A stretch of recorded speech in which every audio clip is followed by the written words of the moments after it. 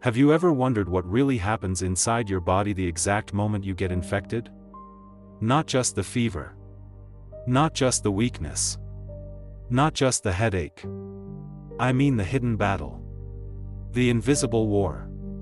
The silent invasion that begins the very second bacteria, viruses, or parasites find their way past your body's defenses. Because here's something most people don't realize. By the time you start feeling sick, by the time you say, "I think I'm coming down with something," the infection has already been spreading inside your body for hours. Sometimes even days. Quietly. Strategically. Rapidly. And if you could actually see what's going on inside you during that time, you would never ignore early symptoms again. So today, let's break it down step by step, in a simple, conversational way. What really happens inside your body when an infection starts? How it spreads from one place to another? And why understanding this process can literally save your life. Alright. Let's start from the very beginning. Every single day, whether you realize it or not, your body is exposed to thousands, even millions, of microorganisms. They are everywhere. In the air you breathe. In the food you eat. In the water you drink.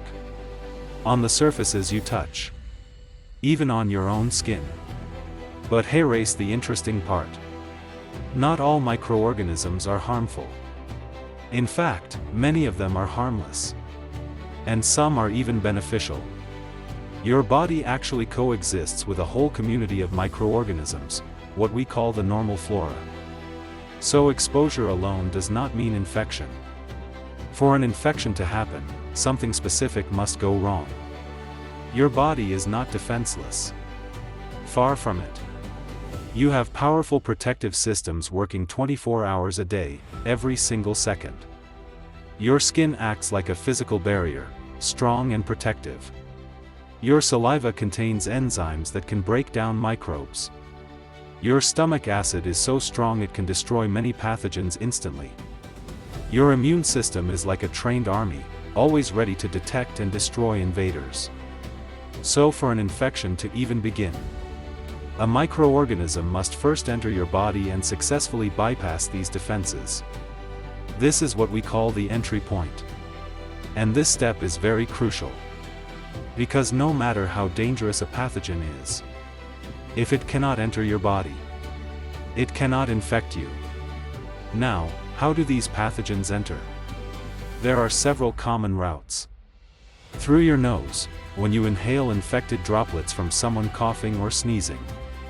Through your mouth, when you consume contaminated food or water. Through breaks in your skin, like cuts, wounds, or insect bites. Even through your eyes. Or through sexual contact. Each of these entry points opens a door. And once that door is open, the invasion begins. Now imagine this clearly. A few bacteria, or maybe a handful of viruses, manage to sneak into your body. At this stage, their numbers are very small. Tiny. Almost insignificant. If your immune system detects them immediately, they are destroyed quickly. No symptoms. No illness. You may never even know they were there. But if they escape detection, even briefly, that's when things begin to change. They begin to multiply. And this is where the real danger starts. Because microorganisms don't multiply like humans. They multiply fast. Very fast. Some bacteria can double their number every 20 minutes. Just think about that for a second. 10 bacteria become 20. 20 become 40. 40 become 80. And within a few hours, you're dealing with thousands or even millions. This stage is called colonization. This is when the pathogens are no longer just visitors. They begin to establish themselves. They adapt to the environment inside your body. They find nutrients. They attach to cells. They start building their presence. Now here is something very important you need to understand. Not all pathogens behave the same way. Different microorganisms have preferences. They have favorite places in the body. Some target the lungs, causing respiratory infections. Some prefer the intestines, leading to diarrhea and vomiting. Some go for the liver. Some for the blood. Some for the brain. It's almost like each pathogen has its own mission, its own destination. So once they enter your body, they don't just stay where they landed. They begin to move, to spread, to expand their territory. So how exactly do infections spread inside the body? Let's break it down. The first method is local spread. This is the simplest form. The infection remains close to where it entered. For example, if bacteria enter through a cut in your skin, they begin infecting the surrounding tissue. You'll notice redness, swelling, warmth, pain. That's your body responding. That's inflammation. It's actually your immune system rushing to that area to fight the infection. But if the bacteria are not controlled at this stage, they don't stop there. They begin to invade deeper layers of tissue. What started as a small infection can gradually become more serious. The second method is through the bloodstream. And this is where things become very dangerous. Once pathogens enter the bloodstream, they gain access to the entire body. Think of your blood as a transportation system. Once inside it, these microorganisms can travel anywhere. Your brain, your lungs, your kidneys, your heart. This is how infections spread rapidly and widely. And in severe cases, this can lead to a condition known as sepsis. Sepsis is not just an infection. It's when your body's response to infection becomes extreme and starts damaging your own organs. It can lead to organ failure, shock, and even death if not treated quickly. Another pathway is the lymphatic system. Now, your lymphatic system is part of your immune defense. It carries lymph fluid and houses immune cells. It helps trap and destroy pathogens. But sometimes, pathogens use this system as a pathway to spread. They move from one lymph node to another. This is why your lymph nodes may become swollen when you're sick. That swelling is actually a sign that your body is actively fighting. Then we have cell-to-cell spread, mostly seen with viruses. This is a more advanced strategy. Instead of moving through fluids like blood, viruses can move directly from one cell to another. This allows them to hide from the immune system. Because while they are inside cells, they are harder to detect. It's like they are using your own body as a shield. Now let's talk about what happens as the infection progresses. As pathogens multiply, they begin to cause damage. Some release toxins. Others destroy cells directly. Some disrupt normal body functions. This leads to tissue damage. And your body reacts immediately. Your immune system sends white blood cells to the site of infection. Chemicals are released. Blood flow increases. And this causes the classic signs of inflammation: redness, heat, swelling, pain. All of these are signs that your body is fighting back. At the same time, your body may develop a fever. Now, many people fear fever. But fever is not the enemy. It's actually a defense mechanism. By raising your body temperature, your body creates an environment that is less favorable for many pathogens. It slows their growth and helps your immune system work more efficiently. But here is something very interesting. Not all symptoms are caused directly by the infection itself. Sometimes, the symptoms you feel are caused by your immune system. For example, fatigue, body aches, loss of appetite.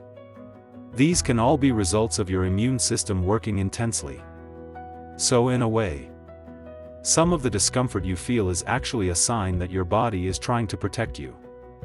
Now if the infection continues spreading without control, it can reach critical organs.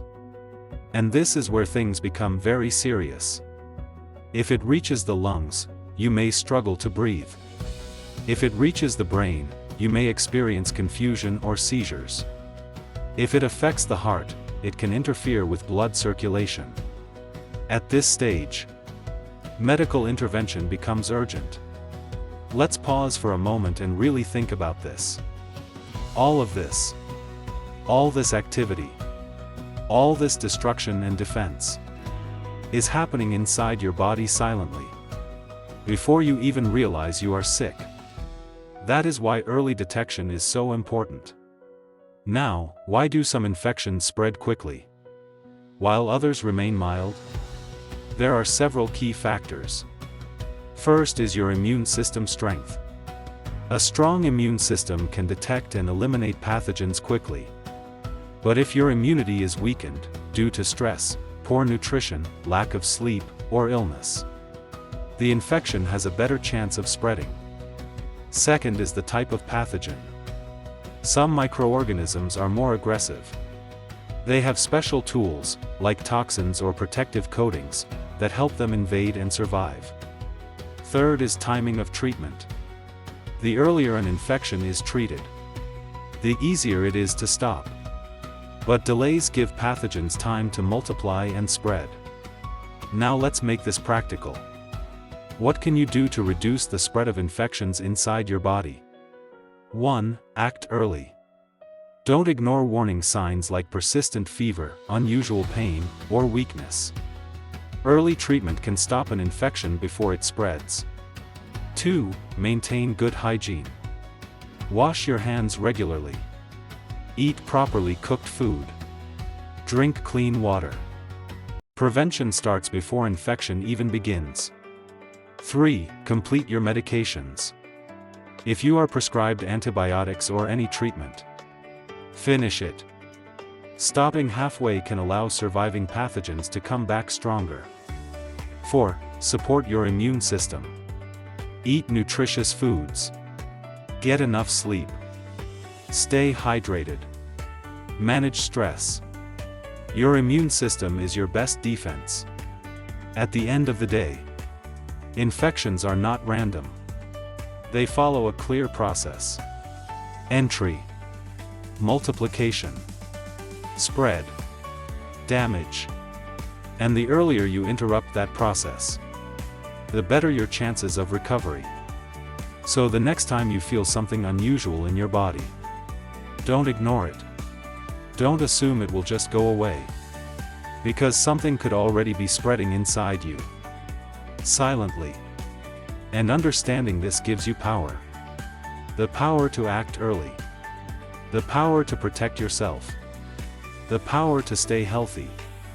If you found this video helpful, and you want to learn more about diseases, medications, and how your body works, in a simple, clear, and practical way, make sure you subscribe to Pharm Geraldinho TV.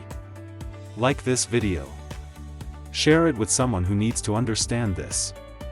And drop a comment if you learned something new today. Because on this channel, we don't just talk about health.